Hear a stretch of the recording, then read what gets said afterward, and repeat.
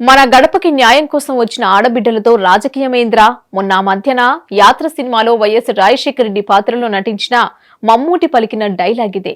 అప్పటి నుంచి ఆ డైలాగ్ ఎంతో ఫేమస్ అయింది. అయితే రాయలసీమకు ఈ డైలాగ్ దగ్గరగా ఉంటుందన్నది ఓ వాదన.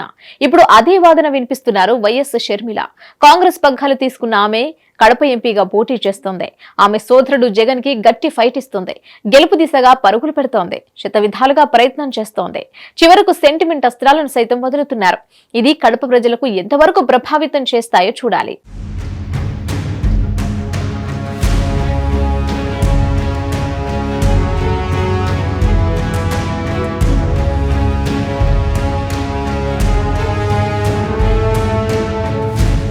ఎలాగైనా సరే కడప ఎంపీగా గెలిచి తన రాజకీయ భవిష్యత్తుకు పునాది వేయాలని షర్మిల భావిస్తున్నారు. ప్రధానంగా వైఎస్ వివేకానంద హత్యారెడ్డి అంశంపై మాట్లాడుతున్నారు. కడప ప్రజలను కలుస్తున్నారు. వారి సమస్యలు అడిగి తెలుసుకుంటూ హామీలు ఇస్తున్నారు. చివరకు కొంగు చాచి అడుగుతున్నాను, న్యాయం చేయండి. మీ ఆడబిడ్డలం అడుగుతున్నాం, న్యాయం చేయండి.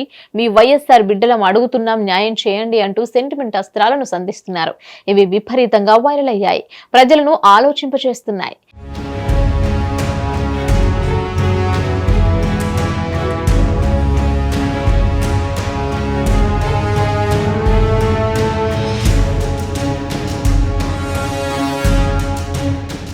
ఇదిలా ఉంటే రాయలసీమలో ఆడబిడ్డది ప్రత్యేక స్థానం. పుట్టింటిని వెతుక్కుంటూ వెళ్లే మహిళకు ప్రాధాన్యతనిస్తారు. తోబుట్టువుగా చూసుకుని శక్తి కొలది సాయం చేస్తారు. ఇప్పుడు దానినే గుర్తు చేస్తున్నారు షర్మిల.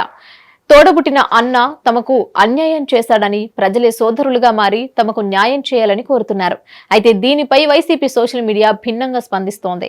రాయలసీమలో అన్నను మోసం చేసిన చెల్లెలు లేదని, అన్నను విలంగా చూపే చెల్లి లేదని, అన్నను దెబ్బతీయాలని ప్రత్యర్థులతో చేతులు కలిపే చెల్లలేదని చెప్తూ వైసీపీ సోషల్ మీడియా ప్రచారం చేస్తోంది. అయితే ఒక పక్క షర్మిల సెంటిమెంట్ అస్త్రం, మరోవైపు వైసీపీ తిప్పుకొట్టే వ్యూహం. మరి ఇందులో ఎవరు సక్సెస్ అవుతారో చూడాలి.